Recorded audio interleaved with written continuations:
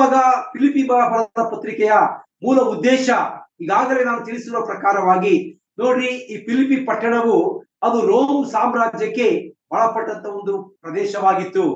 ಆ ರೋಮ್ ಸಾಮ್ರಾಜ್ಯ ಫಿಲಿಪಿ ಪಟ್ಟಣದಿಂದ ಬಹಳ ದೂರದಲ್ಲಿದ್ದ ಒಂದು ಪ್ರದೇಶವಾಗಿತ್ತು. ಅಷ್ಟು ದೂರದಲ್ಲಿದ್ದರೂ ಕೂಡ ಆ ಒಂದು ರೋಮ್ ಸಾಮ್ರಾಜ್ಯದ ಆಡಳಿತಕ್ಕೆ ಒಳಪಟ್ಟಂತಹ ಈ ಫಿಲಿಪಿ ಸಾಮ್ರಾಜ್ಯ ಅದು ಆ ರೋಮ್ ಸಾಮ್ರಾಜ್ಯದವರು ಮಾಡಿದಂತಹ ಎಲ್ಲ ಕಾನೂನುಗಳನ್ನ ಯಥಾವತ್ತಾಗಿ ಪಾಲಿಸುವುದರಲ್ಲಿ ಬಹಳ ಪ್ರವೀಣರಾಗಿದ್ದರು, ನಿಸ್ಸೀಮರಾಗಿದ್ದರು. ಈ ಒಂದು ಪೌಲನ ಒಂದು ಆಲೋಚನೆ ಕೂಡ ಹಾಗೆ ಇದೆ. ನಾವು ನಮ್ಮ ಒಂದು ಗಮ್ಯತೆ ಅಥವಾ ನಾವು ಸೇರಬೇಕಾದ ಸ್ಥಳ ಬಹಳ ದೂರದಲ್ಲಿದೆ. ಆ ದೂರದಲ್ಲಿರುವಂತಹ ಸ್ಥಳದಲ್ಲಿ ಇರ್ತಕ್ಕಂತಹ ಕಾನೂನುಗಳು ನಮಗೆ ಸತ್ಯವೇದದ ಮುಖಾಂತರವಾಗಿ ಕೊಡಲ್ಪಟ್ಟಿದೆ. ಹಾಗಾಗಿ ನಾವು ಕೂಡ ಆ ಒಂದು ಸತ್ಯವೇದದ ಮೂಲಕವಾಗಿ ನಾವು ಸೇರಬೇಕಾದ ಪಟ್ಟಣಕ್ಕೆ ಸೇರುವುದಕ್ಕಿಂತ ಮುಂಚಿತವಾಗಿ ನಾವೆಲ್ಲರೂ ಕೂಡ ವಾಕ್ಯಾನುಸಾರವಾಗಿ ಜೀವಿಸಲಿಕ್ಕೆ ಅನುಕೂಲವಾಗುವಂತೆ ಕರ್ತನು ತಾನೇ ಪೌಲನ ಮುಖಾಂತರವಾಗಿ ಈ ಒಂದು ಪತ್ರಿಕೆಯನ್ನ ಬರೆಸಿರುವಂತದನ್ನು ನೋಡುವಂತವರಾಗಿದ್ದೇವೆ. ಈ ಇಂಥ ಅನೇಕ ವಿಷಯಗಳನ್ನ ನಾನು ಕಳೆದ 4 ಸಂದೇಶಗಳಲ್ಲಿ ನಿಮ್ಮ ಮುಂದೆ ಹಂಚಿಕೊಂಡಿದ್ದೇನೆ. ಮುಂದುವರೆದು ನಾವು ನೋಡುವಾಗ ಈ ಒಂದು ಫಿಲಿಪಿ ಪತ್ರಿಕೆಯ ಈ ದಿನದ ಒಂದು ಸಂದೇಶದಲ್ಲಿ ಆತನ ಒಂದು ಆಶಯ ಅಂದ್ರೆ ಏನು, ಫಿಲಿಪಿ ಪತ್ರಿಕೆಯ ಮೊದಲ ಆಶಯ ಏನಪ್ಪ ಎಂಬುದಾಗಿ ನೋಡುವಾಗ ನಾವು ನೋಡ್ತೇವೆ, ಪ್ರಾರ್ಥನೆಯನ್ನು ಮಾಡುವಾಗ ಸಂತೋಷವುಳ್ಳವರಾಗಿ ಪ್ರಾರ್ಥನೆ ಮಾಡಬೇಕೆಂಬುದಾಗಿ ಆ ಭಕ್ತನಾದ ಪೌಲನು ಆಶಯವನ್ನು ವ್ಯಕ್ತಪಡಿಸ್ತಾ ಇದ್ದಾನೆ. ಅಂದ್ರೆ ನಮ್ಗೆ ಗೊತ್ತಿದೆ, ನಾವೆಲ್ಲರೂ ಕೂಡ ಒಬ್ಬರಿಗೊಬ್ಬರು ಪ್ರಾರ್ಥನೆಯನ್ನ ಮಾಡುವಂತಹ ಅಂಗಿನವರಾಗಿದ್ದೇವೆ. ಕಷ್ಟದಲ್ಲಿರೋರಿಗೋಸ್ಕರ, ದುಃಖದಲ್ಲಿರೋಸ್ಕರ, ಸಂತೋಷದಲ್ಲಿರೋಸ್ಕರ, ಎಲ್ಲರಿಗೋಸ್ಕರ, ದೇವಜನರಿಗೋಸ್ಕರ ಮತ್ತು ನಮ್ಮನ್ನು ಆಳುವಂತ ಪ್ರಭುಗಳಿಗೋಸ್ಕರ, ಸಕಲ ವಿಧವಾದಂತ ಎಲ್ಲಾ ಜನರಿಗೋಸ್ಕರ ನಾವು ಪ್ರಾರ್ಥನೆಯನ್ನ ಮಾಡಬೇಕೆಂಬುದಾಗಿ ಸತ್ಯವೇದ ನಮಗೆ ತಿಳಿಸಿದೆ. ಆ ಪ್ರಾರ್ಥನೆಯನ್ನ ಮಾಡುವಾಗ ನಾವೆಲ್ಲರೂ ಕೂಡ ಸಂತೋಷವುಳ್ಳವರಾಗಿ, ಕಷ್ಟಗಳು, ಸಂಕಟಗಳು, ಚಿಂತೆ, ದುಃಖ ಏನೇ ಬಂದರೂ ಕೂಡ ನಾವೆಲ್ಲರೂ ಕೂಡ ಸಂತೋಷವುಳ್ಳವರಾಗಿ ಸಂತೋಷದಿಂದ ದೇವರಿಗೆ ಪ್ರಾರ್ಥನೆಯನ್ನ ಸಲ್ಲಿಸಬೇಕೆಂಬುದು ಈ ಒಂದು ಪತ್ರಿಕೆಯ ಮೂಲ ಉದ್ದೇಶವಾಗಿದೆ.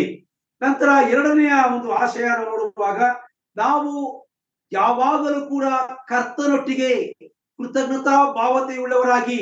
ಕೃತಜ್ಞತೆಯುಳ್ಳವರಾಗಿ ನಾವು ಜೀವಿಸಬೇಕೆಂಬುದನ್ನ ಈ ಒಂದು ಪತ್ರಿಕೆಯ ಆಶಯದ ಮುಖಾಂತರವಾಗಿ ನಾವು ತಿಳಿದುಕೊಳ್ಳಬೇಕಾಗಿದೆ. ಮೊದಲನೇದಾಗಿ ಈ ಒಂದು ಪತ್ರಿಕೆಯ ಮೂಲ ಆಶಯ ಒಂದು ಉದ್ದೇಶ ಏನಪ್ಪಾ ಅಂದ್ರೆ, ಪ್ರತಿಯೊಬ್ಬರು ಕೂಡ ಸಂತೋಷವುಳ್ಳವರಾಗಿ ಪ್ರಾರ್ಥನೆ ಮಾಡಬೇಕು. ಎರಡನೇದಾಗಿ ಪ್ರತಿಯೊಬ್ಬರು ಕೂಡ ಕರ್ತನ ವಿಷಯದಲ್ಲಿ ಕೃತಜ್ಞತಾ ಭಾವನೆಯುಳ್ಳವರಾಗಿ ಕೃತಜ್ಞತಾ ಸ್ತೋತ್ರಗಳನ್ನ ಮಾಡುವಂತವರಾಗಿರ್ಬೇಕೆಂಬುದಾಗಿ ಪತ್ರಿಕೆ ತನ್ನ ಆಶಯವನ್ನ ವ್ಯಕ್ತಪಡಿಸುವಂತದ್ದಾಗಿದೆ. ಯಾಕೆ ಎಂಬುದಾಗಿ ನೋಡುವಾಗ ಈ ದಿನಮಾನಗಳನ್ನು ನೋಡ್ತೇವೆ ನಾವು, ಆ ಸೈತಾನನು ಮನುಷ್ಯನನ್ನ ಬೇಕಾದ ರೀತಿಯಲ್ಲಿ ಅದನ್ನು ವಂಚಿಸುವಂತವನಾಗಿದ್ದಾನೆ. ವಂಚಿಸುವಂತ ಆತ್ಮವನ್ನ ಆತನು ನಮ್ಮೊಳಗೆ ತುಂಬಲು ಆತನು ಬಯಸುವಂತವನಾಗಿದ್ದಾನೆ. ಹಾಗಾಗಿ ನಾವು ಆತನ ವಂಚನೆಗೆ ಒಳಗಾಗಿ ದೇವರಿಂದ ಪಡಕೊಂಡಂತಹ ಉನ್ನತ ಸ್ಥಾನಗಳನ್ನ, ಈ ಲೋಕದಲ್ಲಿ ದೇವರು ನಮಗೆ ಕೊಟ್ಟಿರ್ತಕ್ಕಂಥ ಒಂದೊಂದು ಸ್ಥಾನಮಾನಗಳು ಕೂಡ ಅದು ಉನ್ನತವಾದ ಸ್ಥಾನಮಾನಗಳೇ ಆಗಿದೆ. ನಾನು ಮೊದಲೇ ಹೇಳಿದ ಪ್ರಕಾರವಾಗಿ ಫಿಲಿಪಿ ಪತ್ರಿಕೆ ಯಾರಿಗೋಸ್ಕರ ಆತನು ಈ ಪತ್ರಿಕೆಯನ್ನು ಬರೆದಿದ್ದಾನೆ ಎಂಬುದಾಗಿ ಹೇಳುವಾಗ, ಮೊದಲನೇದಾಗಿ ಆತನು ಈ ಒಂದು ಪತ್ರಿಕೆಯನ್ನ ದೇವ ಜನರೆಲ್ಲರಿಗೋಸ್ಕರ ಬರೆದಿದ್ದಾನೆ. ಅಂದ್ರೆ ಏನು, ಕರ್ತನಾದಂತ ಯೇಸು ಕ್ರಿಸ್ತನನ್ನ ನಂಬಿದಂತ ವಿಶ್ವಾಸಿಗಳ ಎಲ್ಲಾ ಜನರಿಗೂ ಈ ಒಂದು ಪತ್ರಿಕೆ ಬರೆಯಲ್ಪಟ್ಟಿದೆ. ಎರಡನೇದಾಗಿ ಈ ಒಂದು ಪತ್ರಿಕೆ ಯಾರಿಗೆ ಬರೆಯಲ್ಪಟ್ಟಿದೆ ಎಂಬುದಾಗಿ ನೋಡುವಾಗ, ಈ ಪತ್ರಿಕೆಯನ್ನು ಆತನು ಸಭಾ ಹಿರಿಯರಿಗೆ, ಸಭೆಯನ್ನ ಆಳುವಂತವರಿಗೆ, ಸಭೆಯನ್ನ ಮುನ್ನಡೆಸುವಂತವರಿಗೆ ಈ ಪತ್ರಿಕೆಯು ಬರೆಯಲ್ಪಟ್ಟದ್ದಾಗಿದೆ. ನಂತರ ಮೂರನೇದಾಗಿ ಈ ಪತ್ರಿಕೆ ಯಾರಿಗೆ ಬರೆಯಲ್ಪಟ್ಟಿದೆ ಎಂಬುದಾಗಿ ಹೇಳುವಾಗ, ಸಭಾ ಸೇವಕರಿಗೆ. ಈ 3 ಜನರನ್ನ ಕುರಿತು ಈ ಒಂದು ಫಿಲಿಪಿ ಪತ್ರಿಕೆ ನಾವು ನೋಡುವಂತವರಾಗಿದ್ದೇವೆ. ಈ 3 ವರ್ಗದ ಜನರುಗಳು ಕೂಡ, ಆ 3 ವರ್ಗದ ಜನರಲ್ಲಿ ಸಭಾ ಹಿರಿಯರು, ಸಭಾ ಸೇವಕರು ಮತ್ತು ಸಭಾ ಪಾಲಕರು ನಾವೆಲ್ಲರೂ ಕೂಡ ಅಲ್ಲಿ ಸೇರಿದ್ದೇವೆ. ಹಾಗಾಗಿ ಈ 3 ವರ್ಗದ ಜನರಾಗಿರ್ತಕ್ಕಂಥ ನಾವುಗಳು ನಮಗೆ ಕೊಟ್ಟಿರ್ತಕ್ಕಂಥ ಜವಾಬ್ದಾರಿಗಳನ್ನ, ನಮಗೆ ಕೊಟ್ಟಿರ್ತಕ್ಕಂಥ ಒಂದೊಂದು ಜವಾಬ್ದಾರಿಗಳನ್ನ ನಾವು ಚಾಚು ತಪ್ಪದೆ ಕರ್ತನ ಸನ್ನಿಧಾನದಲ್ಲಿ ಸಂತೋಷವುಳ್ಳವರಾಗಿ ಸಂತೋಷದಿಂದ ಆ ಒಂದು ಕಾರ್ಯಗಳನ್ನ ಮಾಡಬೇಕೆಂಬುದಾಗಿ ಸತ್ಯವೇದ ಬಯಸುವಂತದ್ದಾಗಿದೆ. ಆದ್ದರಿಂದ ನಾವು ಈ ಲೋಕದಲ್ಲಿ ದೇವರು ನಮ್ಗೆ ಕೊಟ್ಟಿರ್ತಕ್ಕಂತಹ ಜವಾಬ್ದಾರಿಗಳನ್ನ ನಾವು ಸಂತೋಷವುಳ್ಳವರಾಗಿ ನಾವು ನಿರ್ವಹಿಸಬೇಕು. ಹಾಗಾಗಿ ಪತ್ರಿಕೆಯ ಆಶಯದ ಪ್ರಕಾರವಾಗಿ ನಾವು ಯಾರಿಗೆ ಪ್ರಾರ್ಥನೆ ಮಾಡಿದರೂ ಕೂಡ, ನಮ್ಮ ವೈರಿಗೋಸ್ಕರ ನಾವು ಪ್ರಾರ್ಥನೆಯನ್ನು ಮಾಡಿದರೂ ಕೂಡ, ಆ ವೈರಿಯ ಸಂತೋಷಕ್ಕೋಸ್ಕರ ಆ ವೈರಿಯು ಬಹಳ ಸಂತೋಷವಾಗಿರಲಿ ಎಂಬುದಾಗಿ ನಾವು ಸಂತೋಷವುಳ್ಳವರಾಗಿ ಸಂತೋಷ ಪೂರ್ವಕವಾಗಿ ನಾವು ಪ್ರಾರ್ಥನೆ ಮಾಡಬೇಕೆಂಬುದಾಗಿ ಸತ್ಯವೇದ ಬಯಸುವಂತದ್ದಾಗಿದೆ. ನನ್ನ ಪ್ರಿಯ ದೇವಜನರೇ, ಹಾಗಾದರೆ ನಾವುಗಳು ಈ ದಿನ ಎಂತ ಒಂದು ಪರಿಸ್ಥಿತಿಯಲ್ಲಿ ಇದ್ದೇವೆ ಎಂಬುದನ್ನು ನಾವು ನೆನೆಸುವಾಗ ನಮ್ಗೆಲ್ಲ ಗೊತ್ತಾಗ್ತದೆ. ನಾವು ಸತ್ಯವೇದದ ಲೂಕನ ಬರೆದಂತ ಒಂದು ಪತ್ರಿಕೆಯಲ್ಲಿ ನಾವು ನೋಡುವಾಗ, ಅದೇ ಲೂಕನ ಬರೆದಂತ ಸುವಾರ್ತೆಯನ್ನು ನಾವು ನೋಡುವಾಗ ಅಲ್ಲಿ ನಾವು ನೋಡ್ತೇವೆ, ನಾವು ಕರ್ತನಾದಂತ ಯೇಸು ಕ್ರಿಸ್ತನನ್ನ ಆ ಒಂದು ಶಿಲುಬೆಗೆ ಹಾಕಲ್ಪಟ್ಟಂತ ಸಂದರ್ಭದಲ್ಲಿ ನಾವು ನೋಡ್ತೇವೆ, ಆ ಶಿಲುಬೆಗೆ ಹಾಕಲ್ಪಟ್ಟಿದೆ. ಅಲ್ಲಿ 3 ಶಿಲುಬೆಗಳನ್ನ ನೋಡ್ತಾ ಇದ್ದೇವೆ ನಾವು. ಕರ್ತನಾದಂತ ಯೇಸು ಕ್ರಿಸ್ತನನ್ನ ಪ್ರಧಾನವಾಗಿ ಮೊದಲನೇ ಶಿಲುಬೆ ನೋಡ್ತಾ ಇದ್ದೇವೆ. ಆತನ ಅಕ್ಕಪಕ್ಕದಲ್ಲಿ 2 ಕಳ್ಳರನ್ನ ಏನ್ ಮಾಡಿದ್ದಾರೆ, ಶಿಲುಬೆಗೆ ಹಾಕಿದ್ದಾರೆ. ನಾವು ನೋಡ್ತೇವೆ, ಮೊದಲನೆಯ ಒಂದು ಕಳ್ಳ ಏನ್ ಹೇಳ್ತಾ ಇದ್ದಾನೆ, ನೀನು ಬರಬೇಕಾದಂತ ರಕ್ಷಕನಲ್ಲವೋ, ನಿನ್ನನ್ನು ರಕ್ಷಿಸಿಕೋ, ನಮ್ಮನ್ನು ರಕ್ಷಿಸಿ ಎಂಬುದಾಗಿ ಆತನು ತನ್ನ ಆ ಒಂದು ಪರಿಸ್ಥಿತಿಯಲ್ಲೂ ಕೂಡ ತನ್ನ ಹೃದಯವನ್ನ ಬದಲಾಯಿಸಿಕೊಳ್ಳದೆ, ತನ್ನ ತನವನ್ನ ಆತನು ಬದಲಾಯಿಸಿಕೊಳ್ಳದೆ, ಸಾಯುವಾಗಲೂ ಕೂಡ ಆತನು ತನ್ನದೇ ಆದ ರೀತಿಯಲ್ಲಿ ಮಾತನಾಡ್ತಾ ಇದ್ದಾನೆ. ಹಾಗಾಗಿ ನಾವು ನೋಡ್ತೇವೆ, ಎರಡನೆಯ ವ್ಯಕ್ತಿ ನೋಡ್ತೇವೆ ನಾವು. ಆ ಎರಡನೆಯ ವ್ಯಕ್ತಿ ನೋಡುವಾಗ ಆತನು ತಗ್ಗಿದ ಮನಸ್ಸುಳ್ಳವನಾಗಿ, ದೀನತೆಯುಳ್ಳವನಾಗಿ ಆತನು ಆ ಮೊದಲನೆಯವನನ್ನು ಗದರಿಸಿ, ನೀನು ಇದೇ ಸ್ಥಿತಿಯಲ್ಲಿರುವಾಗಲೂ ಕೂಡ ದೇವರಿಗೆ ಭಯಪಡುವುದಿಲ್ಲವೋ. ನೋಡಿ ಎಂತ ಒಂದು ದೀನತೆ. ಇಬ್ಬರು ಕೂಡ ಅನ್ಯರಾಗಿದ್ದಾರೆ. ಕರ್ತನಾದಂತ ಯೇಸು ಕ್ರಿಸ್ತನ ವಿಷಯವಾದಂತ ಯಾವುದೇ ಸಂಗತಿಗಳು ಅವರಿಗೆ ಬಹುಶಃ ಗೊತ್ತಿಲ್ಲ. ಹೀಗಿರುವಾಗ ನೋಡ್ರಿ ಆ ಒಂದು ವಿಷಯದಲ್ಲಿ ನೋಡುವಾಗ ಕರ್ತನಾದಂತ ಯೇಸು ಕ್ರಿಸ್ತನು ಈ ಲೋಕದಲ್ಲಿ ಇದ್ದಾನೆ. ಆತನು ನಮಗೋಸ್ಕರ ಈ ಲೋಕದಲ್ಲಿ ಅನೇಕ ಅದ್ಭುತಗಳನ್ನ ಮಾಡ್ತಾ ಇದ್ದಾನೆ, ಅನೇಕ ಸೂಚಕ ಕಾರ್ಯಗಳನ್ನ ಮಾಡ್ತಾ ಇದ್ದಾನೆ. ಆತನ ಹೆಸರಿನ ನಿಮಿತ್ತವಾಗಿ ಎಷ್ಟೋ ದೆವ್ವಗಳು ಬಿಟ್ಟು ಹೋಗಿದೆ, ಎಷ್ಟೋ ರೋಗಿಗಳು ವಾಸಿಯಾಗಿದ್ದಾರೆ, ಎಷ್ಟೋ ಜನರು ಆತನ ನಂಬಿಕೊಂಡಿದ್ದಾರೆ ಅಂತಕ್ಕಂಥ ಸತ್ಯ ಅವ್ರಿಗೆ ಗೊತ್ತಿದೆ.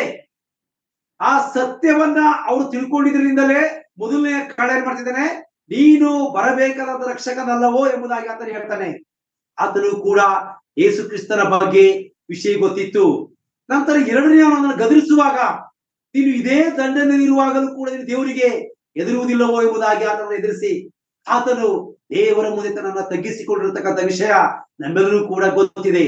ಆದ್ದರಿಂದ ನಾವು ಈ 2 ವಿಷಯಗಳಲ್ಲಿ ತಿಳ್ತಕ್ಕಂತಹ ಪ್ರಮುಖವಾದ ಸತ್ಯ ಏನೆಂಬುದಾಗಿ ನೋಡುವಾಗ, ನಾವುಗಳು ಈ ದಿನ ಎರಡನೆಯ ಮೊದಲನೆಯ ಸ್ಥಿತಿಯಲ್ಲಿ ನಾವಿದ್ದೇವೆ. ನಾವು ಅಂದ್ರೆ ಏನು, ದೇವರು ನಮಗೆ ಕೊಟ್ಟಿರ್ತಕ್ಕಂಥ ಎಲ್ಲಾ ಜವಾಬ್ದಾರಿಗಳನ್ನ ನಾವು ಒತ್ತುಕೊಂಡವರಾಗಿದ್ದಾಗ್ಯೂ ಕೂಡ, ದೇವರು ನಮಗೆ ಕೊಟ್ಟಿರ್ತಕ್ಕಂತಹ ಎಲ್ಲಾ ಮೇಲುಗಳನ್ನು ನಾವು ಅನುಭವಿಸುತ್ತಿದ್ದಾಗಲೂ ಕೂಡ ದೇವರ ವಿಷಯದಲ್ಲಿ ನಾವು 2 ಮನಸ್ಸುಳ್ಳವರಾಗಿ ನಾವು ಜೀವಿಸ್ತಾ ಇದ್ದೇವೆ. ದೇವರ ವಿಷಯದಲ್ಲಿ ನಾವೇನ್ ಮಾಡ್ತಾ ಇದ್ದೇವೆ, ನಾವು ಪೂರ್ಣ ಪ್ರಮಾಣದಲ್ಲಿ ನಮ್ಮನ್ನ ತಗ್ಗಿಸಿಕೊಂಡವರಾಗಿ, ಪೂರ್ಣ ಪ್ರಮಾಣದಲ್ಲಿ ನಾವು ಸತ್ಯವೇದಕ್ಕೆ ನಮ್ಮನ್ನು ಅರ್ಪಿಸಿಕೊಂಡವರಾಗಿ ಜೀವಿಸುವುದರಲ್ಲಿ ನಾವು ವಿಫಲರಾಗ್ತಾ ಇದ್ದೇವೆ.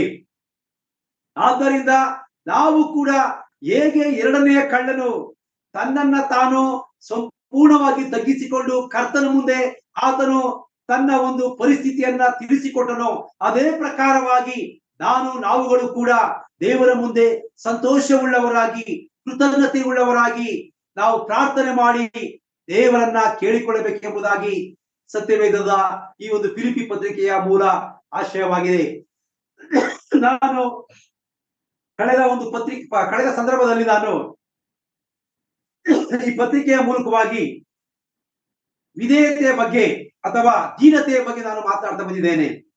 ಕಳೆದ ಸಾರಿ ನಾವು ದಾವೀದನಿದ್ದಂತಹ ಒಂದು ದೀನತೆಯನ್ನು ನಾವು ಅಭ್ಯಾಸ ಮಾಡ್ತಾ ನಾವು ಬಂದಿದ್ದೇವೆ.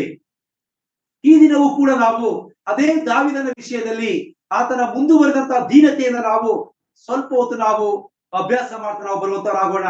ಹಾಗಾಗಿ ನಾನು ಈ ದಿನ ನನ್ನ ಪ್ರಸ್ತಾಪಕ್ಕೋಸ್ಕರ ಆರಿಸಿಕೊಂಡಿರ್ತಕ್ಕಂಥ ಭಾಗ 1ನೇ ಸಮುವೇಲನು 26ನೇ ಅಧ್ಯಾಯವನ್ನು ನಾನು ಆರಿಸಿಕೊಂಡಿದ್ದೇನೆ. ಸಾಮಾನ್ಯವಾಗಿ ಈ ಒಂದು 1ನೇ ಸಮುವೇಲನ 26ನೇ ಅಧ್ಯಾಯ ನಮ್ಮೆಲ್ಲರಿಗೂ ಕೂಡ ಚಿರಪರಿಚಿತವಾಗಿರ್ತಕ್ಕಂಥ ಒಂದು ಅಧ್ಯಾಯವಾಗಿರ್ತದೆ. ಅಂದ್ರೆ ಏನು, ಇಲ್ಲಿ ನಾವು ಸೌಲನನ್ನ ಕುರಿತು ಮತ್ತು ಆ ದಾವೀದನನ್ನ ಕುರಿತು ನಾವು ನೋಡುವಂತವರಾಗಿದ್ದೇವೆ. ನಮ್ಗೆಲ್ಲರಿಗೂ ಗೊತ್ತಿರುವ ಹಾಗೆ ಸೌಲನು ದೇವರು ತನಗೆ ಕೊಟ್ಟಂತ ಜವಾಬ್ದಾರಿಯನ್ನ ಆತನು ಸರಿಯಾದ ರೀತಿಯಲ್ಲಿ ಆತನು ಉಪಯೋಗಿಸಿಕೊಳ್ಳಲಿಲ್ಲ. ಆತನು ಗರ್ವಪಟ್ಟವನಾಗಿ, ಆತನು ತನ್ನ ಅಧಿಕಾರಕ್ಕೋಸ್ಕರ ಅಂಟಿಕೊಂಡವನಾಗಿ, ತನ್ನ ಅಧಿಕಾರಕ್ಕೋಸ್ಕರ, ತನ್ನ ರಾಜತ್ವಕ್ಕೋಸ್ಕರ ಏನೆಲ್ಲವನ್ನ ಮಾಡ್ಲಿಕ್ಕೆ ಆತನು ತಯಾರಾಗಿದ್ದಾತನು. ಅಂದ್ರೆ ಏನು, ಆತನು ದೇವರ ಚಿತ್ತವನ್ನ ಆತನು ನೆರವೇರಿಸದೆ, ದೇವರ ಚಿತ್ತಕ್ಕೆ ಆತನು ಒಳಪಡದೆ, ತನ್ನ ಚಿತ್ತವನ್ನ ಆತನು ನೆರವೇರಿಸಲಿಕ್ಕೆ ಪ್ರಯತ್ನ ಪಟ್ಟನೆಂಬುದಾಗಿ ನಾವು ತಿಳಿದುಕೊಂಡಿದ್ದೇವೆ. ನಮ್ಗೆ ಗೊತ್ತಿದೆ ಅದು ಯಾಕೆ ಎಂಬುದಾಗಿ ನೋಡುವಾಗ ನೋಡ್ರಿ, ದೇವರು ಆ ಸೌಲನನ್ನ ಅಷ್ಟು ಸಾರಿ ಎಚ್ಚರಿಸಿದರೂ ಕೂಡ ಆತನು ಸಂಪೂರ್ಣವಾಗಿ ತನ್ನನ್ನ ಅರ್ಥ ಮಾಡಿಕೊಳ್ಳಲಿಲ್ಲ. ದೇವರು ನನ್ನನ್ನ ಯಾವ ಉದ್ದೇಶಕ್ಕೋಸ್ಕರ ಇಷ್ಟು ದೊಡ್ಡ ಜನಾಂಗಕ್ಕೆ ನನ್ನನ್ನ ಅರಸನಾಗಿ ಮಾಡಿದ್ದಾನೆ, ಆತನ ಉದ್ದೇಶವಾದರೂ ಏನು, ಅಲ್ಪನಾಗಿರ್ತಕ್ಕಂಥ ನನ್ನನ್ನ ಇಷ್ಟು ದೊಡ್ಡ ಜವಾಬ್ದಾರಿಯನ್ನ ಕೊಟ್ಟಿದ್ದಾನೆ, ಆ ಜವಾಬ್ದಾರಿಯನ್ನು ನಾನು ಎಷ್ಟರ ಮಟ್ಟಿಗೆ ದೇವರ ಮುಂದೆ ನಾನು ಕಾಪಾಡಿಕೊಂಡಿದೆ ಅಂತಕ್ಕಂಥ ಸತ್ಯವನ್ನ ಆತನು ಅರಿಯದೆ ಹೋದನು. ಸೌಲನಾದರೂ ಆತನು ಕೂಡ ಕೇವಲ ಕತ್ತೆಗಳನ್ನ ಹುಡುಕಿಕೊಂಡು ಬಂದಂತವನಾಗಿದ್ದನು. ಅಂತವನನ್ನ ದೇವರು ಅಭಿಷೇಕ ಮಾಡಿ ಅಷ್ಟು ದೊಡ್ಡ ಜನಾಂಗಗಳಿಗೆ ಆತನ ದೊಡ್ಡ ಅಧಿಪತಿಯನ್ನಾಗಿ ಮಾಡಿದನು. ಆತನನ್ನು ಅಧಿಪತಿಯನ್ನಾಗಿ ಮಾಡಿದಂತ ಮೂಲ ಉದ್ದೇಶವನ್ನೇ ಸೌಲನು ಮರೆತು ಬಿಟ್ಟನು. ನನ್ನ ಪ್ರಿಯ ದೇವಜನರೇ, ಈ ದಿನಗಳಲ್ಲಿಯೂ ಕೂಡ ಸಭಾ ಸೇವಕರಾಗಿರ್ತಕ್ಕಂತಹ, ಸಭಾ ಹಿರಿಯರಾಗಿರ್ತಕ್ಕಂತಹ ನಾವೆಲ್ಲರೂ ಕೂಡ ದೇವರು ನಮಗೂ ಕೊಟ್ಟಿರ್ತಕ್ಕಂತಹ ಜವಾಬ್ದಾರಿಗಳನ್ನ ಮರೆತು ನಾವು ಕೇವಲ ಈ ಲೋಕದ ಪದ್ಧತಿಯ ಪ್ರಕಾರವಾಗಿ, ನಾವು ಕೇವಲ ಈ ಲೋಕದ ಸಂಗತಿಗಳನ್ನೇ ನೆಚ್ಚಿಕೊಂಡವರಾಗಿ ನಾವು ಜೀವಿಸ್ಲಿಕ್ಕೆ ನಾವು ಪ್ರಾರಂಭ ಮಾಡ್ತಾ ಇದ್ದೇವೆ. ನಾವು ಜೀವಿಸ್ಲಿಕ್ಕೆ ನಾವು ಪ್ರಯತ್ನ ಪಡುವಂತವರು ಕೂಡ ಆಗಿರ್ತೇವೆ. ನಾವು ಎಷ್ಟೋ ಸಾರಿ ದೇವರು ನಮಗೆ ಕೊಟ್ಟಿರ್ತಕ್ಕಂತಹ ಜವಾಬ್ದಾರಿಗಳನ್ನ, ಆತನ ಉದ್ದೇಶವನ್ನ ನಾವು ತಿಳಿದುಕೊಳ್ಳದೆ ನಮ್ಮ ಉದ್ದೇಶವನ್ನೇ ಸಫಲ ಮಾಡಬೇಕೆಂಬುದಾಗಿ ನಾವು ಬಯಸುವಂತವರಾಗಿದ್ದೇವೆ. ಆದರೆ ಫಿಲಿಪ್ಪಿ ಪತ್ರಿಕೆ ನಮಗೆ ಬೋಧಿಸುವಂತದ್ದಾಗಿದೆ, ದೇವರು ತನಗೆ ಕೊಟ್ಟಿರ್ತಕ್ಕಂಥ ಜವಾಬ್ದಾರಿಗಳನ್ನ ನೀನು ಚಾಚು ತಪ್ಪದೆ ದೇವರ ಚಿತ್ತಾನುಸಾರವಾಗಿ ಮಾಡದೆ ಹೋದರೆ ದೇವರು ನಿನ್ನನ್ನ ಅದನ್ನ ತಳ್ಳಿ ಬಿಡುತ್ತಾನೆ. ಹೇಗೆ ಆತನು ಸೌಲನನ್ನ ತಳ್ಳಿಬಿಟ್ಟನೋ, ಸೌಲನಿಗೆ ದೇವರು ಕೈ ಬಿಟ್ಟಾಗ ಆತನ ಒಂದು ಪರಿಸ್ಥಿತಿ ಹೇಗೆ ಸಂಪೂರ್ಣವಾಗಿ ಬದಲಾಯಿತೋ, ಅದೇ ಪ್ರಕಾರವಾಗಿ ನಿನ್ನ ಪರಿಸ್ಥಿತಿಯು ಕೂಡ ದೇವರಿಗೆ ವಿರುದ್ಧವಾಗಿ ಜೀವಿಸುವಾಗ, ದೇವರಿಗೆ ನಾವು ದೇವರನ್ನ ಬಿಟ್ಟು ನಾವು ಜೀವಿಸುವಾಗ ಖಂಡಿತವಾಗಿ ಆಗ್ತಿರ್ತಕ್ಕಂಥ ಸತ್ಯವನ್ನು ನಮಗೆ ದೇವರ ವಾಕ್ಯದ ಮುಖಾಂತರವಾಗಿ ದೇವರು ತಾನೇ ತಿಳಿಸಿಕೊಡುವಂತವನಾಗಿದ್ದಾನೆ.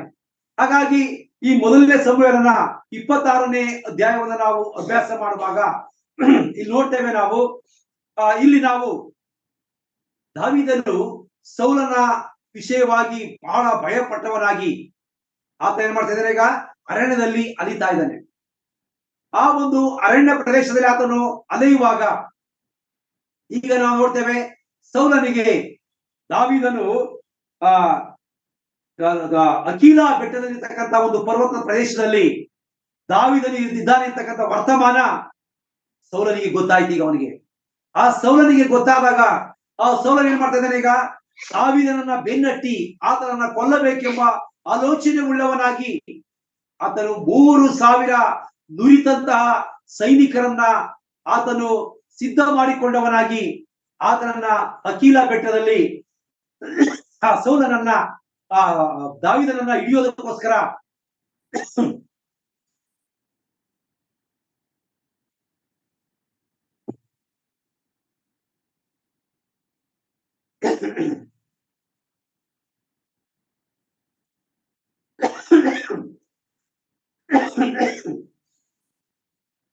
ದಾವೀದನನ್ನ ಹಿಡಿಯೋದಕ್ಕೋಸ್ಕರ ಆತನು ಆ ಆ 3,000 ಸೈನಿಕರನ್ನು ಹಿಡ್ಕೊಂಡು ಆತನು ಬರುವುದನ್ನು ನೋಡುವಂತವರಾಗಿದ್ದೇವೆ. ನಾವು ಅಲ್ಲಿ ನೋಡ್ತೇವೆ, ಅದೇ ಸಂದರ್ಭದಲ್ಲಿ ನೋಡ್ತೇವೆ ನಾವು, ಈಗ ಸೌಲನು ದಾವೀದನನ್ನ ಹಿಡಿಯುವುದಕ್ಕೋಸ್ಕರ ಆ ಒಂದು ಬೆಟ್ಟದ ತಪ್ಪಲದಲ್ಲಿ ಆತನು ಆ ಒಂದು ಪ್ರಾಂತ್ಯವನ್ನ ಮಾಡಿಕೊಂಡು ಅಲ್ಲಿ ಆತನು ರಾತ್ರಿಯನ್ನ ಕಳೀತಾ ಇದ್ದಾನೆ. ಹೀಗಿರುವಾಗ ನಾವು ನೋಡ್ತೇವೆ, ದಾವೀದನು ಕೂಡ ಅದೇ ಸ್ಥಳಕ್ಕೆ ಆತನು ಅಲ್ಲಿ ಬರುವುದನ್ನು ನೋಡುವಂತವರಾಗಿದ್ದೇವೆ. ಬಂದಂತ ಸಂದರ್ಭದಲ್ಲಿ ನಾವು ನೋಡ್ತೇವೆ, ಆ ಸೌಲನು 2 ಬಂಡಿಗಳ ಮಧ್ಯದಲ್ಲಿ ವಿಶ್ರಾಂತಿಯನ್ನ ಪಡಿತಾ ಇದ್ದಾನೆ. 2 ಬಂಡಿಗಳ ಮಧ್ಯದಲ್ಲಿ ವಿಶ್ರಾಂತಿಯನ್ನ ಪಡೆಯುತ್ತಿರುವಂತ ಸಂದರ್ಭದಲ್ಲಿ ಆತನ ತಲೆ ದಿಂಬಿನ ಪಕ್ಕದಲ್ಲಿ ಆತನ ಬರ್ಜಿ ಇದೆ, ಒಂದು ತಂಬಿಗೆ ನೀರಿದೆ. ಹೀಗಿರುವಾಗ ಆತನನ್ನ ಕಾಯಬೇಕಾಗಿದಂತಹ ನೇರನ ಮಗನಾಗಿರ್ತಕ್ಕಂಥ ಅಬ್ನೇರನು ಆತನು ಗಾಢ ನಿದ್ರೆಯಲ್ಲಿ ತೊಡಗಿದ್ದಾನೆ. ನಂತರ ನೋಡ್ತೇವೆ ನಾವು, ದಾವೀದನು ಆ ಒಂದು ಸನ್ನಿವೇಶವನ್ನು ನೋಡಿ ಈಗ ಏನ್ ಮಾಡ್ತಾನೆ, ನಾನು ಆ ಒಂದು ಸೌಲನನ್ನ ಎದುರು ನೋಡಲು ಹೋಗ್ತಾ ಇದ್ದೇವೆ. ಆ ಸೌಲನನ್ನ ಎದುರು ನೋಡಲು ಹೋಗುವಾಗ ನಿಮ್ಮಲ್ಲಿ ಯಾರು ನನ್ನೊಟ್ಟಿಗೆ ಬರ್ತೀರಿ ಎಂಬುದಾಗಿ ಹೇಳುವಾಗ ಓಷೈ ಅಂತಕ್ಕಂಥವನು ಆತನೊಟ್ಟಿಗೆ ಬರ್ತಾನೆ. ಆತನೊಟ್ಟಿಗೆ ಬಂದು ಅವನು ಹೇಳ್ತಾನೆ, ನಾವು ನೋಡ್ತೇವೆ, ಆತನು ಆ ದಾವೀದನನ್ನ ಕುರಿತು ಯೆಹೋವನು ನಿನ್ನ ವೈರಿಯನ್ನು ನಿನ್ನ ಕೈಗೆ ಒಪ್ಪಿಸಿಕೊಟ್ಟಿದ್ದಾನೆ. ಯೆಹೋವನು ನಿನ್ನ ವೈರಿಯನ್ನು ನಿನ್ನ ಕೈಗೆ ಒಪ್ಪಿಸಿಕೊಟ್ಟಿರುವುದರಿಂದ ನೀನು ಒಂದು ಮಾತು ಹೇಳಿದರೆ ಸಾಕು, ನಾನು ಒಂದೇ ಏಟಿಗೆ ಆ ಬರ್ಜಿಯಲ್ಲಿ ಆತನನ್ನ ತಿವಿದು ಒಂದೇ ಏಟಿನಲ್ಲಿ ಆತನನ್ನ ಸಾಯಿಸ್ತೇನೆ ಎಂಬುದಾಗಿ ಆತನು ದಾವೀದನನ್ನ ಕೇಳ್ತಾ ಇದ್ದಾನೆ. ಅದಕ್ಕೆ ಪ್ರತ್ಯುತ್ತರವಾಗಿ ದಾವೀದನ ಹೇಳ್ತಾ ಇದ್ದಾನೆ, ನಾವು 26ನೇ ವಚನದ ಅಧ್ಯಾಯದ 1ನೇ ಸಮುವೇಲ 26ನೇ ಅಧ್ಯಾಯದ 9ನೇ ವಚನಕ್ಕೆ ನಾವು ಬರುವಾಗ, 10ನೇ ವಚನಕ್ಕೆ ನಾವು ಬರುವಾಗ, ಇದಲ್ಲದೆ ದಾವೀದನು ಯೆಹೋವನಾಣೆ, ಅವನು ಯೆಹೋವನಿಂದ ಯೆಹೋವನ 9ನೇ ವಚನಕ್ಕೆ ನಾವು ಬರುವಾಗ, ಅವನನ್ನು ಕೊಲ್ಲಬೇಡ, ಯೆಹೋವನ ಅಭಿಷಿಕ್ತನಿಗೆ ವಿರೋಧವಾಗಿ ಕೈ ಎತ್ತುವ ಯಾವನಾದರೂ ನಿರಪರಾಧಿ ಎಂದು ಎಣಿಸಲ್ಪಡುವನದನ್ನು ಆತನು ಈಗ ಏನ್ ಮಾಡ್ತಾ ಇದ್ದಾನೆ, ನೀನು ಖಂಡಿತವಾಗಿಯೂ ಕೂಡ ಸೌಲನ ವಿರುದ್ಧವಾಗಿ ಕೈ ಎತ್ತುವುದು ಬೇಡ. ಸೌಲನ ವಿರುದ್ಧವಾಗಿ ನೀವು ಕೈ ಎತ್ತುವುದು ಬೇಡ. ಯಾಕೆ ಎಂಬುದಾಗಿ ಹೇಳುವಾಗ, ದೇವರು ತಾನೇ ಆತನನ್ನ ಅಭಿಷೇಕ ಮಾಡಿದ್ದಾನೆ. ದೇವರು ಅಭಿಷೇಕ ಮಾಡಿದಂತ ಒಬ್ಬ ವ್ಯಕ್ತಿಯನ್ನ ನಿರ್ಭಯವಾಗಿ ನಾವು ಕೊಲ್ಲುವಾಗಿಲ್ಲ. ಆತನ ವಿರುದ್ಧವಾಗಿ ನಾವು ಕೈ ಎತ್ತಬಾರದು. ಆದ್ದರಿಂದ ನಾವು ಆತನ ವಿರುದ್ಧವಾಗಿ ನಾವು ಹೊರಸಂಚನ್ನ ಮಾಡಬಾರದು ಎಂಬುದಾಗಿ ಆತನು ತನ್ನ ಸೇವಕನಿಗೆ ಆತನು ತಿಳಿಸ್ತಾ ಇದ್ದಾನೆ. ಅಲ್ಲಿ ನಾವು ನೋಡುವಾಗ ಅದು ಸಂಪೂರ್ಣವಾಗಿ ಸೌಲನು ಆತನ ಸೇವಕನಾಗಿರ್ತಕ್ಕಂಥ ಸೇನಾಧಿಪತಿ ಆಗಿರ್ತಕ್ಕಂಥ ಅಬ್ನೇರನು ಇಬ್ರು ಕೂಡ ಗಾಢ ನಿದ್ರೆಯಲ್ಲಿದ್ದಾರೆ. ಗಾಢ ನಿದ್ರೆಯಲ್ಲಿರುವಾಗ ಆ ದಾವೀದನು ಅವನ ಹತ್ತಿರ ಹೋಗಿ ಅವನ ಪಕ್ಕದಲ್ಲಿದ್ದಂತಹ ಬರ್ಜಿಯನ್ನು ಮತ್ತು ಆತನು ಕುಡಿಯಲಿಕ್ಕೆ ಇಟ್ಟಿದಂತಹ ಚೆಂಬನ್ನು ತಗೊಂಡು ಏನ್ ಮಾಡ್ತಾನೆ, ಈಗ ಆತನು ಬೆಟ್ಟದ ತುದಿಗೆ ಬಂದು ಜೋರಾಗಿ ಆತನು ಅಬ್ನೇರನನ್ನ ಕುರಿತು ಮಾತನಾಡುವಂತವನಾಗಿದ್ದಾನೆ. ನೇರನ ಮಗನಾಗಿರ್ತಕ್ಕಂಥ ಅಬ್ನೇರನೇ, ನೀನು ಮಾಡಿದಂತ ಕಾರ್ಯ ಏನು? ನೀನು ಮಾಡ್ತಾ ಇರುವಂತದ್ದೇನು? ನೀನು ನನ್ನ ಒಡೆಯನಾಗಿರ್ತಕ್ಕಂತಹ ಸೌಲನನ್ನ ನೀನು ಯಾಕೆ ಕಾಯಲಿಲ್ಲ? ಇಂಥ ದುಷ್ಕೃತ್ಯವನ್ನು ನೀನು ಯಾಕೆ ಮಾಡಿದೆ? ನಿನ್ನ ಜವಾಬ್ದಾರಿ ಏನು? ನಿನಗೆ ಕೊಟ್ಟಿರ್ತಕ್ಕಂಥ ಜವಾಬ್ದಾರಿಯನ್ನು ನೀನು ಸಂಪೂರ್ಣವಾಗಿ ನೀನು ಮಾಡಲಿಲ್ಲ. ಅದಕ್ಕೆ ಸಾಕ್ಷಿ ಏನು ಎಂಬುದಾಗಿ ನೋಡುವಾಗ, ನಿನ್ನ ಒಡೆಯನಾಗಿರ್ತಕ್ಕಂತಹ ಸೌಲನ ಬಳಿಲಿದ್ದಂತಹ ಬರ್ಜಿ ಮತ್ತು ಆತನ ಚೆಂಬು ಏನಾಯ್ತು ಎಂಬುದಾಗಿ ನೋಡು ಎಂಬುದಾಗಿ ಹೇಳುವಾಗ ನೋಡ್ತೇವೆ, ಸೌಲನು ಆತನ ಸ್ವರವನ್ನ ಕೇಳಿ, ದಾವೀದನೇ, ನನ್ನ ಮಗನೇ, ಇದು ನಿನ್ನ ಸ್ವರವೋ? ನೋಡ್ರಿ, ಎಂತ ಒಂದು ಅದ್ಭುತವಾದ ಒಂದು ಸನ್ನಿವೇಶ. ತನ್ನನ್ನೇ ಸಾಯಿಸಲಿಕ್ಕೆ ಬಂದಂತಹ, ತನ್ನನ್ನೇ ಕೊಲ್ಲಲು ಬಂದಂತಹ, ತನಗೋಸ್ಕರ 3,000 ಶೂರರನ್ನ ಕರಕೊಂಡು ಬಂದು ತನ್ನನ್ನ ಹುಡುಕಿ ಸಾಯಿಸಬೇಕೆಂದು ಬಂದಿದಂತಹ ಒಬ್ಬ ವಿರೋಧಿಯನ್ನ ಸಾಯಿಸಲು ಒಲ್ಲದೆ, ಸಾಯಿಸಲಿಕ್ಕೆ ಮನಸ್ಸು ಮಾಡದೆ ದಾವೀದನು ಅವನಿಗೆ ಮತ್ತೊಂದು ಅವಕಾಶವನ್ನ ಕೊಡ್ತಾ ಇದ್ದಾನೆ. ಇದನ್ನೇ ನಾವು ದೀನತೆ ಎಂಬುದಾಗಿ ನಾವು ಕರೆಯುವಂತವರಾಗಿದ್ದೇವೆ. ಅದೇನು, ನಮ್ಮ ಪ್ರಾಣ ಹೋಗುವಂತ ಸಂದರ್ಭದಲ್ಲಿಯೂ ಕೂಡ ನಾವು ದೀನತೆಯನ್ನ ಮರಿಬಾರದು. ನಮ್ಮ ಪ್ರಾಣ ಮುಖ್ಯವಲ್ಲ, ನಮ್ಮ ಸ್ಥಿತಿಗತಿಗಳು ಮುಖ್ಯವಲ್ಲ. ಲೋಕದಲ್ಲಿ ಸಭೆಗಳಲ್ಲಿ ಅಬ್ನೇರನಂತ ಅನೇಕ ಜನರು ಇರ್ತಾರೆ. ಅಬ್ನೇರನಿಗೆ ಒಂದು ಜವಾಬ್ದಾರಿಯನ್ನ ಕೊಟ್ಟಿದೆ. ಆ ಜವಾಬ್ದಾರಿ, ಆತನು ಆ ಜವಾಬ್ದಾರಿಯನ್ನ ತನ್ನ ಸ್ವಂತಕ್ಕೆ ಉಪಯೋಗಿಸ್ಕೊತಾ ಇದ್ದಾನೆ ಅಷ್ಟೇ. ಆತನು ತನ್ನ ಜವಾಬ್ದಾರಿಯನ್ನ ಪೂರ್ಣ ಪ್ರಮಾಣದಲ್ಲಿ 100ಕ್ಕೆ 100ರಷ್ಟು ಆತನು ಪರಿಪಾಲಿಸ್ತಾ ಇಲ್ಲ. ಆತನು ತನ್ನ ಜವಾಬ್ದಾರಿಯನ್ನ ಕಾಪಾಡ್ತಾ ಇಲ್ಲ.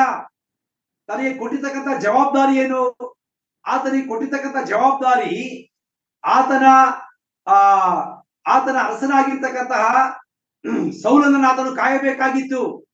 ಆದರೆ ಆತನು ನಿದ್ರೆ ಮಾಡ್ತಾ ಇದ್ದಾನೆ. ಅದೇ ಪ್ರಕಾರವಾಗಿ ಸಭೆಗಳಲ್ಲೂ ಕೂಡ ಅಬ್ನೇರನಂತ ಜನರಿರ್ತಾರೆ. ಅವರ ಕೈಯಲ್ಲೂ ಕೂಡ ಸತ್ಯವೇದ ಇರ್ತವೆ.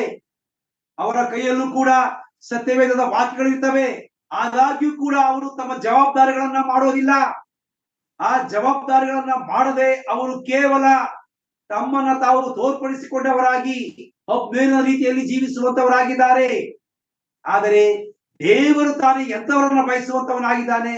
ಸಭೆಗಳಲ್ಲಿರುವಂತವರು, ಸಭಾ ಪಾಲಕರು, ಅವರು ಹೇಗಿರ್ಬೇಕೆಂಬುದಾಗಿ ಹೇಳುವಾಗ ಆ ಸಭಾ ಪಾಲಕರುಗಳು ದಾವೀದನ ರೀತಿಯಲ್ಲಿರಬೇಕು. ದಾವೀದನು ಹೇಗೆ ತನ್ನ ಪ್ರಾಣವನ್ನ ತೆಗೆಯಲು ಬಂದಂತಹ ಸೌಲನಿಗೆ ಆತನು ಮತ್ತೊಮ್ಮೆ ಅವಕಾಶವನ್ನ ಕೊಟ್ಟನು. ಆತನನ್ನ ಸಾಯಿಸೋದಕ್ಕೆ ಆತನು ಮನಸ್ಸು ಮಾಡದೆ ಆತನು ಹೇಳ್ತಾನೆ, ದೇವರ ಅಭಿಷೇಕ್ತನ ಮೇಲೆ ನಾನು ಕೈ ಮಾಡುವುದಿಲ್ಲ. ಯಾಕೆ ಕೈ ಮಾಡುವುದಿಲ್ಲ ಎಂಬುದಾಗಿ ಹೇಳುವಾಗ ಆತನು ಅದೇ ಪ್ರಶ್ನೆಗೆ ಉತ್ತರ ನಮಗೆ 26ನೇ ಅಧ್ಯಾಯದ 10ನೇ ವಚನದಲ್ಲಿದೆ. ಇದರಲ್ಲಿ ದಾವೀದನು ಯೆಹೋವನಾಣೆ ಅವನು ಯೆಹೋವನಿಂದ ಸಾಯುವನು, ಇಲ್ಲವೇ ಕಾಲ ತುಂಬಿ ಮೃತ್ಯು ಹೊಂದುವನು.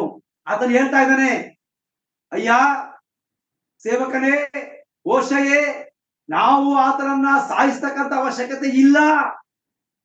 ನಾವು ಆತನಿಗೋಸ್ಕರ ನಾವು ಶಿಕ್ಷೆ ಕೊಡುವಂತ ಅವಶ್ಯಕತೆ ಇಲ್ಲ. ಯಾಕೆ ಎಂಬುದಾಗಿ ಹೇಳುವಾಗ ದೇವರು ಆತನನ್ನ ಅಭಿಷೇಕ ಮಾಡಿದ್ದಾನೆ. ದೇವರು ಅಭಿಷೇಕ ಮಾಡಿದಂತ ವ್ಯಕ್ತಿಗೆ ನಾವು ಕೈ ಎತ್ತಬಾರದು. ಆದರೆ ದೇವರವರಿಗೆ ಶಿಕ್ಷೆಯನ್ನ ಕೊಡುವಂತವನಾಗಿದ್ದಾನೆ. ಇದೇ ರೀತಿಯಲ್ಲಿ ನಾವು ಕೂಡ ಸಭಾ ಹಿರಿಯರ ವಿಷಯದಲ್ಲಿ ನಾವು ಇಂಥ ಒಂದು ನಡೆಯನ್ನು ನಾವು ಅನುಸರಿಸಬೇಕು. ಸಭಾ ಹಿರಿಯರು ಒಂದು ವೇಳೆ ತಪ್ಪಾದಂತ ಮಾರ್ಗಗಳನ್ನ ಮಾಡ್ತಾ ಇದ್ದಾರೆ, ನಾವು ಅವರನ್ನ ಏರು ಧ್ವನಿಯಲ್ಲಿ ಜಗಳವಾಡುವುದರ ಮುಖಾಂತರವಾಗಿ, ಸಭೆಯಲ್ಲಿ ಗೊಂದಲವನ್ನು ಉಂಟಿಸುವುದರ ಮುಖಾಂತರವಾಗಿ ದೇವರು ಅವರನ್ನ ಅಭಿಷೇಕ ಮಾಡಿದ್ದಾನೆ. ಆ ದೇವರು ಅವರನ್ನ ಅಭಿಷೇಕ ಮಾಡೋದ್ರಿಂದ ನಾವು ಆತನಿಗೋಸ್ಕರ ನಾವು ಮೊಣಕಾಲೂರಿ ನಾವು ಪ್ರಾರ್ಥನೆ ಮಾಡಬೇಕು. ಮತ್ತು ನಾವು ಕೃತಜ್ಞತೆ ಉಳ್ಳವರಾಗಿ, ಕರ್ತನೇ, ನನಗೋಸ್ಕರ ನೀನು ಇಂಥ ಸಭಾ ಹಿರಿಯರನ್ನ ಕೊಟ್ಟಿದೀಯಾ, ಈ ಸಭಾ ಹಿರಿಯರು ಇಂಥ ಕಾರ್ಯಗಳನ್ನ ಮಾಡ್ತಾ ಇದ್ದಾರೆ, ನೀನು ಅದನ್ನು ನೋಡುವಂತವನಾಗಿದ್ದೀಯಾ, ನೀನು ಇದಕ್ಕೆ ತಕ್ಕಂತಹ ನ್ಯಾಯವನ್ನ ತೀರಿಸಿ ಎಂಬುದಾಗಿ ನಾವು ದೇವರ ಬಳಿಯಲ್ಲಿ ನಾವು ಅದನ್ನ ನಾವು ಇಡಬೇಕೆಂಬುದಾಗಿ ಫಿಲಿಪ್ಪಿ ಪತ್ರಿಕೆ ನಮಗೆ ತಿಳಿಸುವಂತದ್ದಾಗಿದೆ. ಹಾಗಾಗಿ ನಾವು ಈ ಲೋಕದಲ್ಲಿ ಜೀವಿಸುವಾಗ ನಾವು ಸಭೆಗಳಲ್ಲಿ ನಾವು ಅನೇಕ ಗೊಂದಲಗಳನ್ನು ಉಂಟು ಮಾಡದೆ, ಸಭೆಗಳಲ್ಲಿ ನಾವು ಅನೇಕ ಸಮಸ್ಯೆಗಳನ್ನ ತಂದೊಡ್ಡದೆ ನಾವುಗಳು ಮಾಡಬೇಕಾಗಿರ್ತಕ್ಕಂಥ ಕಾರ್ಯ ಏನಪ್ಪಾ ಅಂದ್ರೆ, ನಾವು ಎಲ್ಲವನ್ನು ಕೂಡ ದೇವರಿಗೆ ಬಿಟ್ಟು ನಾವು ದೇವರ ಚಿತ್ತವನ್ನು ನಾವು ಎದುರು ನೋಡ್ಬೇಕೆಂಬುದನ್ನ ಫಿಲಿಪ್ಪಿ ಪತ್ರಿಕೆ ನಮಗೆ ತಿಳಿಸುವಂತದ್ದಾಗಿದೆ. ಅದರಿಂದ ನಾವು ಈ ಪತ್ರಿಕೆಯ ಮೂಲಕವಾಗಿ ನಾವು ಆ ಸಭಾ ಪಾಲಕರನ್ನ ಅಥವಾ ಸಭಾ ಹಿರಿಯರನ್ನ ನಾವು ಕುರಿತು ನಾವು ನೋಡುವಾಗ ಅವರಿಗೋಸ್ಕರ ನಾವು ಯಾವಾಗಲೂ ಕೂಡ ಸಂತೋಷವುಳ್ಳವರಾಗಿ ನಾವು ಪ್ರಾರ್ಥನೆ ಮಾಡಬೇಕು. ಅವರಿಗೋಸ್ಕರ ನಾವು ಕೃತಜ್ಞತೆ ಉಳ್ಳವರಾಗಿ ನಾವು ಪ್ರಾರ್ಥಿಸಬೇಕು. ಅವರನ್ನ ನಮ್ಗೆ ಕೊಟ್ಟಿರೋದಕ್ಕೋಸ್ಕರ ನಾವು ದೇವರಿಗೆ ಕೃತಜ್ಞತೆಯನ್ನು ಸಲ್ಲಿಸಬೇಕು. ಅದರ ಫಲವನ್ನ ದೇವರಿಗೆ ನಾವು ಬಿಡಬೇಕು. ದೇವರೇ ತಾನೇ ಅವರಿಗೆ ಬೇಕಾದಂತಹ ಮಾರ್ಗವನ್ನ ಕೊಡುವಂತವರಾಗಿದ್ದಾರೆ ಅಂತಕ್ಕಂಥ ಆಲೋಚನೆ ಉಳ್ಳವರಾಗಿ ನಾವು ಈ ಲೋಕದಲ್ಲಿ ಜೀವಿಸಬೇಕೆಂಬುದನ್ನ ಸತ್ಯವೇದ ನಮಗೆ ತಿಳಿಸುವಂತದ್ದಾಗಿದೆ. ಹಾಗಾಗಿ ಇದನ್ನ ನಾವು ದೀನತೆ ಎಂಬುದಾಗಿ ನಾವು ಕರೀತೇವೆ. ಇದನ್ನು ನಾವು ದಾವೀದನ ದೀನತೆ ಎಂಬುದಾಗಿ ನಾವು ಕಾಣುತ್ತೇವೆ. ಈ ದೀನತೆಯ ಮುಖಾಂತರವಾಗಿ ನಾವು ಕರ್ತನ ಬಳಿಯಲ್ಲಿ ಕಾಣಿಸಿಕೊಳ್ಳಬೇಕೆಂಬುದನ್ನ ಸತ್ಯವೇದ ನಮಗೆ ತಿಳಿಸುವಂತದ್ದಾಗಿದೆ. ಹಾಗಾಗಿ ವಿನಾಕಾರಣವಾಗಿ ಸಭೆಗಳಲ್ಲಿ ಉಂಟಾಗುವಂತಹ ಗೊಂದಲಗಳು, ಸಭೆಗಳಲ್ಲಿ ಉಂಟಾಗುವಂತಹ ವ್ಯತ್ಯಾಸಗಳು, ಇವುಗಳಿಗೆ ನಾವು ಯಾವಾಗಲೂ ಪ್ರಾರ್ಥನೆ ಮಾಡುವಂತವರಾಗಿ ಮತ್ತು ಕೃತಜ್ಞತೆಯನ್ನು ಸಲ್ಲಿಸುವಂತವರಾಗಿ ಕರ್ತನ ಬಳಿಯಲ್ಲಿ ಇದನ್ನ ನಾವು ಒಪ್ಪಿಸುವಾಗ ಕರ್ತನು ತಾನೇ ಇದಕ್ಕೆ ಉತ್ತರವನ್ನ ಕೊಡುವಂತವರಾಗಿದ್ದೇನೆ ಎಂಬುದನ್ನ ಫಿಲಿಪ್ಪಿ ಪತ್ರಿಕೆ ನಮಗೆ ತಿಳಿಸುವಂತದ್ದಾಗಿದೆ. ಕೊನೆಯದಾಗಿ ನಾವು ಕೊಲೊಸ್ಸೆ ಅವರಿಗೆ ಬರೆದ ಪತ್ರಿಕೆ, ಕೊಲೊಸ್ಸೆ 3ನೇ ಅಧ್ಯಾಯ 13ನೇ ವರ್ಷಕ್ಕೆ ನಾವು ಬರುವಾಗ ಅಲ್ಲಿ ನಾವು ಏನು ನೋಡ್ತೇವೆ? ನಾವು ಸಭಾ ಹಿರಿಯರು ಸಭಾ ಪಾಲಕರನ್ನ ಕುರಿತು ಹೇಗೆ ಇರಬೇಕೆಂಬುದನ್ನು ನಾವು ನೋಡುವಂತವರಾಗಿದ್ದೇವೆ. ನಾವು ಮೊದಲನೇದಾಗಿ ಸಭೆಯಲ್ಲಿರ್ತಕ್ಕಂಥ ಜನರು, ಸಭಾ ಜನರಾಗಿರ್ತಕ್ಕಂಥ ನಾವು ಆ ಸಭಾ ಹಿರಿಯರ ವಿಷಯವಾಗಿ ನಾವು ಹೇಗೆ ನಡ್ಕೊಳ್ಳಬೇಕೆಂಬುದನ್ನು ನಾವು ತಿಳ್ಕೊಂಡಿದ್ದೇವೆ. ಅವರು ಕೂಡ ಯಾವ ರೀತಿಯಲ್ಲಿ ದೀನತೆಯುಳ್ಳವರಾಗಿ ದಾವೀದನ ರೀತಿಯಲ್ಲಿ ಜೀವಿಸಬೇಕೆಂಬುದನ್ನು ನಮಗೆ ಫಿಲಿಪ್ಪಿ ಪತ್ರಿಕೆ ತಿಳಿಸಿಕೊಟ್ಟಿದೆ. ಅದೇ ಪ್ರಕಾರವಾಗಿ ಸಭಾ ಹಿರಿಯರು ಹೇಗಿರ್ಬೇಕೆಂಬುದನ್ನು ನೋಡುವಾಗ ನಾವು 13ನೇ ವರ್ಷಕ್ಕೆ 3ನೇ ಅಧ್ಯಾಯದ ಕೊಲೊಸ್ಸೆಯವರಿಗೆ ಬರೆದ ಪತ್ರಿಕೆ 3ನೇ ಅಧ್ಯಾಯದ 13ನೇ ವರ್ಷಕ್ಕೆ ನಾವು ಬರುವಾಗ ಅಲ್ಲಿ ಬಹಳ ಅದ್ಭುತವಾಗಿರ್ತಕ್ಕಂಥ ಒಂದು ಮಾತನ್ನು ನಮಗೆ ಪೌಲನು ಬರೆಯುವಂತವನಾಗಿದ್ದಾನೆ. ಮತ್ತೊಬ್ಬರ ಮೇಲೆ ತಪ್ಪು ಹೊರಿಸುವುದಕ್ಕೆ ಕಾರಣವಿದ್ದರೂ ತಪ್ಪು ಹೊರಿಸದೆ ಒಬ್ಬರಿಗೊಬ್ಬರು ಸಹಿಸಿಕೊಂಡು ಕ್ಷಮಿಸಿರಿ. ನೋಡಿ, ನಾವು ನೋಡ್ತೇವೆ ಕೊಲೊಸ್ಸೆಯವರಿಗೆ ಬರೆದ ಪತ್ರಿಕೆಯಲ್ಲಿ ಬಹಳ ಅದ್ಭುತವಾಗಿರ್ತಕ್ಕಂಥ ಒಂದು ಮಾತುಗಳಿವು. ಅದನ್ನು ಬರಿತಾನೆ. ಇಲ್ಲಿ ನಾವು ನೋಡುವಾಗ ಮತ್ತೊಬ್ಬರ ಮೇಲೆ ತಪ್ಪು ಹೊರಿಸುವುದಕ್ಕೆ ಕಾರಣವಿದ್ದರೂ ಸಭೆಯಲ್ಲಿರುವಂತಹ ಅನೇಕ ಸಭೆಯಲ್ಲಿರುವಂತವರು ತಪ್ಪುಗಳನ್ನು ಮಾಡುವಂತವರಾಗಿರ್ತಾರೆ. ಅನೇಕ ರೀತಿಯಲ್ಲಿ ದಾರಿ ತಪ್ಪು ಹೋಗುವಂತವರಾಗಿರ್ತಾರೆ. ಅವರನ್ನ ಸರಿದಾರಿಗೆ ತರಬೇಕಾದರೆ ಸಭಾ ಪಾಲಕರು ಅಥವಾ ಸಭಾ ಹಿರಿಯರು ಮಾಡಬೇಕಾಗಿರ್ತಕ್ಕಂಥ ಮೊದಲನೇ ಒಂದು ಕಾರ್ಯ ಏನಪ್ಪಾ ಅಂದ್ರೆ ಅವರು ಕೂಡ ಪ್ರಾರ್ಥನೆ ಮಾಡುವಂತವರಾಗಿರ್ಬೇಕು. ಮೊಣಕಾಲೂರಿ ಪ್ರಾರ್ಥನೆ ಮಾಡುವಂತವರಾಗಿರ್ಬೇಕು. ಕಣ್ಣೀರಿನಿಂದ ಪ್ರಾರ್ಥನೆ ಮಾಡುವಂತವರಾಗಿರ್ಬೇಕು. ಅವರಿಗೋಸ್ಕರ ಪ್ರಾರ್ಥಿಸುವಂತವರಾಗಿರ್ಬೇಕು. ಅವರು ಮಾಡುವಂತಹ ತಪ್ಪುಗಳನ್ನ ಎತ್ತಿ ಹಿಡಿದು ಅವರನ್ನ ಶಿಕ್ಷೆಗೆ ಒಳಪಡಿಸುವಂತವರಾಗಿರಬಾರ್ದು. ಯಾಕೆ ಎಂಬುದಾಗಿ ನೋಡುವಾಗ ಶಿಕ್ಷೆಯನ್ನು ವಿಧಿಸುವಂತದ್ದು ದೇವರಿಂದಲೇ ಬರುವಂತದ್ದಾಗಿದೆ. ಬಹಳ ಸ್ಪಷ್ಟವಾಗಿ ಪೌಲನು ಬರೆಯುವಂತವನಾಗಿದ್ದಾನೆ.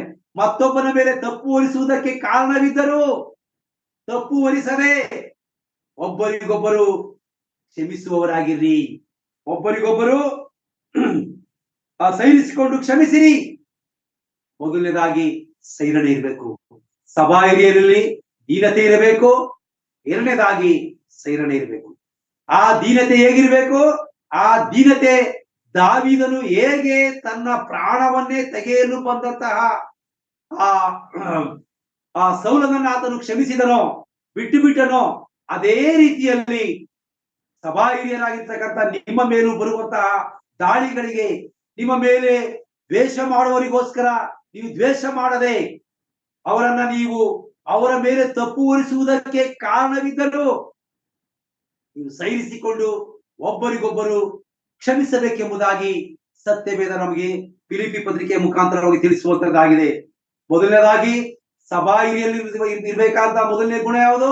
ಅದು ದೀನತೆಯ ಗುಣವಾಗಿದೆ. ಆ ದೀನತೆಯ ಗುಣ ಹೇಗಿರ್ಬೇಕೆಂಬುದನ್ನು ನಾವು ಈಗ ಸತ್ಯವೇದದ ಮುಖಾಂತರ ನಾವು ತಿಳ್ಕೊಂಡಿದ್ದೇವೆ. ಅದೇ ಪ್ರಕಾರವಾಗಿ ಎರಡನೇದಾಗಿ ಸಹಿಸಿಕೊಳ್ಳುವುದವರಾಗಿರ್ಬೇಕು. ಸಹಿಸಿಕೊಂಡು ಸಭೆಯ ಮಧ್ಯದಲ್ಲಿ ಅವರಿಗೋಸ್ಕರ ಪ್ರಾರ್ಥನೆ ಮಾಡುತ್ತಾ ನಾವು ಜೀವಿಸಬೇಕೆಂಬುದನ್ನು ಸತ್ಯವೇದ ನಮಗೆ ಫಿಲಿಪ್ಪಿ ಪತ್ರಿಕೆ ಮುಖಾಂತರವಾಗಿ ತಿಳಿಸಿಕೊಡುವಂತದ್ದಾಗಿದೆ. ಯಾಕೆ ಎಂಬುದಾಗಿ ಹೇಳುವಾಗ ಕರ್ತನು ನಿಮ್ಮನ್ನು ಕ್ಷಮಿಸಿದಂತೆಯೇ ನೀವು ಕ್ಷಮಿಸಿರಿ. ಬಹಳ ಅದ್ಭುತವಾಗಿರ್ತಕ್ಕಂಥ ಒಂದು ಮಾತು. ಯಾಕೆ ನಾವು ಆ ರೀತಿಯಾಗಿ ಮಾಡಬೇಕೆಂಬುದಾಗಿ ಹೇಳುವಾಗ ಕರ್ತನು ನಿಮ್ಮನ್ನು ಕ್ಷಮಿಸಿದ್ದಾನೆ. ನಿಮ್ಮನ್ನ ಕರ್ತನು ಕ್ಷಮಿಸಿರುವ ಪ್ರಕಾರವಾಗಿ ನೀವು ಕೂಡ ಒಬ್ಬರಿಗೊಬ್ಬರು ಕ್ಷಮಿಸುವ ಗುಣವುಳ್ಳವರಾಗಿರಿ. ಮುಂದೆ ಅದೇ ಪತ್ರಿಕೆಯ ಮುಂದಿನ ವರ್ಷ ನೋಡುವಾಗ ಇದೆಲ್ಲದರ ಮೇಲೆ ಪ್ರೀತಿಯನ್ನು ಧರಿಸಿಕೊಳ್ಳಿರಿ. ಅದು ಸಮಸ್ತವನ್ನು ಸಂಪೂರ್ಣ ಮಾಡುವ ಬಂಧವಾಗಿದೆ. ಕ್ರಿಸ್ತನಿಂದ ಸಮಾಧಾನವು ನಿಮ್ಮ ಹೃದಯಗಳಲ್ಲಿ ಯಜಮಾನಂತಿದ್ದು ತೀರ್ಪು ಹೇಳಲಿ. ನೀವು ಒಂದೇ ದೇಹಕ್ಕೆ ಸೇರಿದವರಾಗಿರುವುದರಿಂದ ಸಮಾಧಾನಕ್ಕಾಗಿ ಕರೆಯಲ್ಪಟ್ಟಿದ್ದೀರಿ. ಸಭೆ ಎಂಬುವಂಥದ್ದು ಯಾವಾಗಲೂ ಸಭೆಯಲ್ಲಿ ಸಮಾಧಾನವಿರಬೇಕು.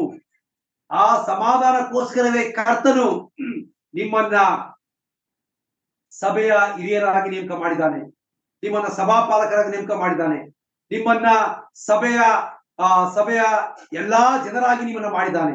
ಹಾಗಾಗಿ ನೀವೆಲ್ಲರೂ ಒಟ್ಟಾಗಿ ಸಮಾಧಾನ ಹೊಂದಬೇಕಾದರೆ ಕ್ಷಮಿಸುವಂತ ಗುಣವನ್ನು ನೀವು ಪಡೆದುಕೊಳ್ಳಬೇಕು. ಯಾಕೆಂದರೆ ಕರ್ತನು ಕೂಡ ಆತನು ನಮ್ಮನ್ನ ಕ್ಷಮಿಸಿದ್ದಾನೆ. ಕರ್ತನು ನಮ್ಮನ್ನು ಹೇಗೆ ಕ್ಷಮಿಸಿದ್ದಾನೋ ಅದೇ ಪ್ರಕಾರವಾಗಿ ನಾವು ಕೂಡ ಕ್ಷಮಿಸುವಂತ ಗುಣವನ್ನ ನಾವು ಪಡ್ಕೊಳ್ಬೇಕೆಂಬುದನ್ನ ಫಿಲಿಪ್ಪಿ ಪತ್ರಿಕೆ ಮುಖಾಂತರವಾಗಿ ಭಕ್ತನು ನಮಗೆ ತಿಳಿಸಿಕೊಟ್ಟಿದ್ದಾನೆ. ನನ್ನ ಪ್ರಿಯರೇ, ಈ ರಾತ್ರಿ ವೇಳೆ 2 ವಿಷಯದ ಕುರಿತು ನೋಡ್ತಾ ಬಂದೆವು ನಾವು. ಮೊದಲನೇದಾಗಿ ದೀನತೆ.